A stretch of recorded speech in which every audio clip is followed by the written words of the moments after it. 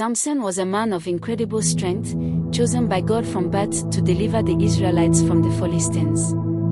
His power came from a vow made by his parents before he was born. As part of this vow, Samson was never to cut his hair, and so long as he kept this vow, his strength would remain with him. Samson became famous for his exploits against the Philistines, enemies of Israel. He defeated them many times, using his extraordinary strength to overpower them in battle. The Philistines feared him, and no one could match his might. However, Samson had a weakness: his love for Philistine women. He fell in love with a woman named Delilah, who lived in the valley of Sorek. Delilah was beautiful and cunning, and Samson trusted her. But the Philistine leaders saw an opportunity. They approached Delilah and offered her a large sum of silver if she could discover the secret of Samson's strength and betray him. Delilah, tempted by the riches, agreed to the plan. She began to ask Samson how he could be bound and overpowered. The first time she asked, Samson told her, "If anyone ties me with 7 fresh bowstrings that have not been dried, I become as weak as any other man." Delilah relayed this to the Philistines, and they brought her 7 fresh bowstrings. While Samson was asleep, Delilah tied him up with the bowstrings and called out, "Samson, the Philistines are upon you." But when Samson woke, he snapped the bowstrings easily, and his strength remained. Delilah was frustrated, but she didn't give up. She asked Samson again, and this time he said, "If anyone ties me securely with new ropes that have never been used, I become as weak as any other man." So, Delilah bound him with new ropes and once again called out, "Samson, the Philistines are upon you."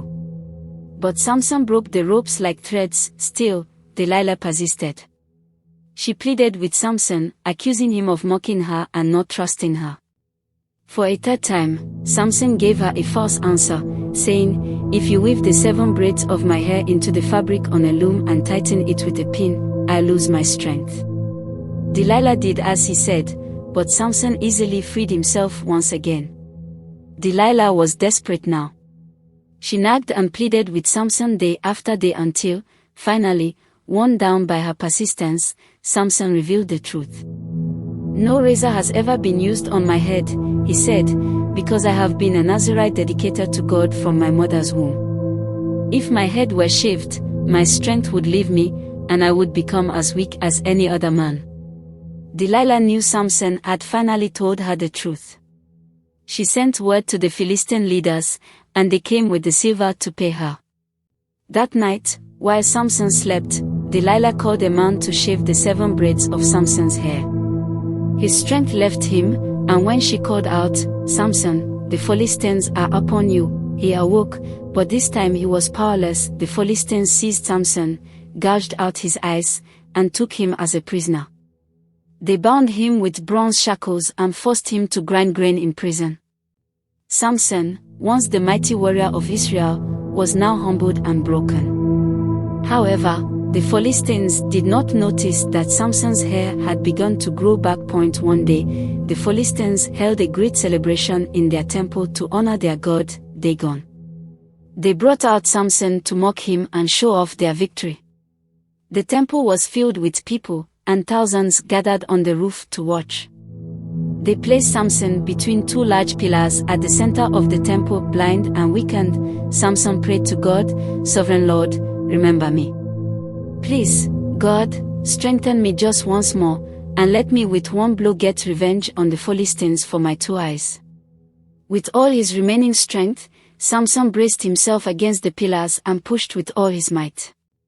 The pillars collapsed, and the entire temple came crashing down, killing everyone inside, including Samson himself. In his death, Samson destroyed more Philistines than he had during his life, and his sacrifice brought a great victory to Israel. The moral lesson of this historic true life story is that we should learn to trust and obey God's instruction. Also, be mindful of whom we reveal our secrets to. Thank you for spending your time with us. Please subscribe and like this channel for more interesting stories and events. We love you.